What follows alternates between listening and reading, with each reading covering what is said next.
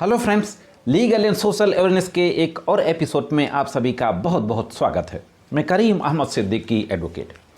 दोस्तों, जब किसी व्यक्ति के खिलाफ कोई आपराधिक मुकदमा दर्ज होता है, मुकदमा दर्ज होने के बाद इन्वेस्टिगेशन होता है, मामला सही पाए जाने पर न्यायालय में आरोप पत्र दाखिल होता है, अभियुक्त हाजिर होता है, जमानत कराता है, आरोप बनने के बाद फिर विचारण शुरू होता है। आपराधिक मुकदमों का ट्रायल, क्रिमिनल ट्रायल जिसको बोलते हैं। क्रिमिनल ट्रायल में कई ऐसे महत्वपूर्ण प्रोविजंस हैं जिनमें दोनों पक्षकारों को, चाहे अभियोजन पक्ष हो और चाहे बचाव पक्ष हो यानी अभियुक्त का पक्ष हो, दोनों को बहुत ही बैलेंसिंग कानूनी अधिकार दिए गए हैं। जो क्रिमिनल ज्यूरिस्प्रूडेंस है उसमें यह माना जाता है कि जब तक किसी व्यक्ति को अदालत के द्वारा दोषी करार न दे दिया जाए तब तक वह व्यक्ति गुनहगार नहीं है, निर्दोष है। तो जब विचारण चलता है, इसीलिए ये तमाम तरीके के अधिकार दिए गए हैं कि विचारण बिल्कुल पूरी तरीके से निष्पक्ष होना चाहिए। फेयर ट्रायल जिसको बोलते हैं, पक्षपातपूर्ण विचारण नहीं होना चाहिए। तो आज के इस एपिसोड में मैं क्रिमिनल ट्रायल में एक बहुत ही ज़बरदस्त कानूनी अधिकार दिया गया है, उस अधिकार से संबंधित प्रोविजन के बारे में बातचीत करने जा रहा हूं। देखते हैं कि जो पुराने कानून थे सीआरपीसी में, उसकी कौन सी धारा थी और सीआरपीसी की जगह पर जो नया कानून 1 जुलाई 2024 से लागू हुआ, बीएनएसएस भारतीय नागरिक सुरक्षा संहिता, उसकी वो कौन सी धारा है और वो कौन सा अधिकार है जिसके तहत पक्षकारों को, चाहे अभियोजन पक्ष हो चाहे बचाव पक्ष हो, यह अधिकार दिया गया है। तो दोस्तों, बहुत महत्वपूर्ण जानकारी है, जुड़े रहे आखिरी तक। अगर आप जूनियर एडवोकेट हैं तो भी ये कानून आपको जानना चाहिए, और अगर आप लॉ स्टूडेंट हैं, आप जुडिशरी से संबंधित किसी एग्जाम की प्रिपरेशन कर रहे हैं, तो भी वीडियो आपको देखना चाहिए। बिल्कुल कंसेप्ट क्लियर हो जाएगा, इतनी आसान भाषा में बताऊंगा। तो साथियों, देखते हैं कि संपूर्ण जानकारी क्या है। दोस्तों, जैसा मैंने कहा कि आरोप पत्र आने के बाद, आरोप बनने के बाद क्रिमिनल ट्रायल शुरू होता है, मामले का विचारण। विचारण के दौरान केसेस में गवाहियां आती हैं, विटनेसेस आते हैं। अभियोजन पक्ष अपने गवाहों को 1 बाय 1 करके कोर्ट में पेश करता है और फिर डिफेंस यानी बचाव पक्ष, आरोपी का पक्ष, उससे क्रॉस एग्जामिनेशन करता है। हालांकि सीआरपीसी अब लागू नहीं है, लेकिन जो पुराने मुकदमों जिनमें ट्रायल चल रहा था, उनका ट्रायल अभी भी सीआरपीसी से ही चलेगा। तो सीआरपीसी की धारा 216, सीआरपीसी के स्थान पर नए कानून की धारा 239 239 बीएनएसएस।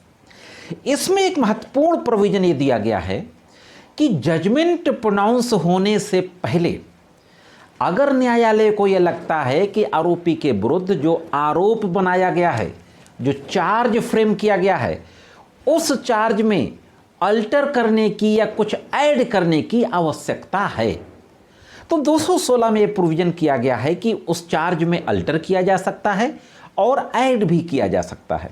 216 में 5 सबसेक्शन हैं। मैं ब्रीफ में आपको बता देता हूं कि सबसेक्शन 1 में यह कहा गया है कि कोर्ट में अल्टर और edit to any charge at any time before judgement is pronounce. फैसला सुनाने से पहले न्यायालय चार्ज को परिवर्तित कर सकती है और परिवर्धित कर सकती है, यानी अल्टर कर सकती है, को जोड़ सकती है। सबसेक्शन 2 में कहा गया है कि जो अल्टर किया जा रहा है उसको एक्यूज्ड को पढ़ के सुनाया जाएगा, एक्सप्लेन किया जाएगा। 216 के सबसेक्शन 3 में कहा गया है कि अगर चार्ज अल्टर करने के बाद या कुछ ऐड करने के बाद कोर्ट को लगता है कि ना तो प्रोसिक्यूशन और ना ही डिफेंस, किसी को कोई पक्षपात नहीं होगा इस बदलाव से, तो ट्रायल वहीं से आगे बढ़ जाएगा। सबसेक्शन 4 में कहा गया है कि अगर कोर्ट की ओपिनियन में ऐसा लगता है कि इस बदलाव से किसी पक्ष को पक्षपात होने वाला है, तो नए ट्रायल की तरह शुरू करेगा, फिर से नया ट्रायल होगा, और या तो फिर उसकी प्रोसीडिंग को एडजर्न कर देंगे जब तक के लिए कोर्ट आवश्यक समझे। सबसेक्शन 5 में कहा गया है कि अगर किसी ऐसे धारा में बदलाव हुआ है, ऐसी धारा में अल्टर हुआ या जोड़ी गई है जिसमें अभियोजन चलाने के लिए अभियोजन स्वीकृति की जरूरत है, तो जब तक कि प्रोसिक्यूशन स्वीकृत नहीं ले लेगा तब तक उसकी कार्रवाई को एडजर्न कर दिया जाएगा। तो 216 सीआरपीसी के सबसेक्शन 1, 2, 3, 4, 5 में बात कही गई है। ठीक उसी तरह बीएनएसएस की धारा 239 के सबसेक्शन 1, 2, 3, 4, 5 में सारी बातें कही गई हैं। किसी तरीके का कोई बदलाव नहीं हुआ, सिर्फ धारा चेंज हुई, कानून का नाम चेंज हुआ। सीआरपीसी की जगह बीएनएसएस, 216 की जगह 239।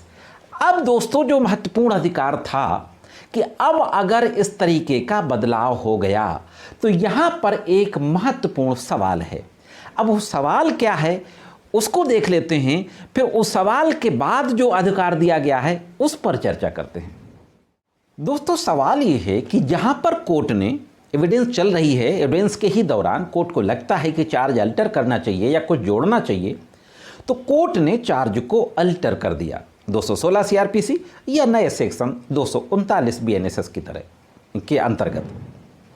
तो अल्टर या ऐड करने के बाद सवाल यह है कि क्या आरोपी को यह अधिकार है कि दोबारा से गवाहों को बुला सके? जिन गवाहों को एग्जामिन किया जा चुका है, जिनसे क्रॉस एग्जामिनेशन हो चुका है, उनको क्रॉस एग्जामिनेशन के लिए दोबारा रिकॉल कर सके या नए विटनेसेस को बुला सके? ना सिर्फ आरोपी बल्कि अभियोजन को भी क्या अधिकार है? दोनों पक्षकारों के लिए। तो इसके संबंध में सीआरपीसी की महत्वपूर्ण धारा थी 216 के बाद 217। अब बीएनएसएस की धारा आ गई 239 के बाद 240।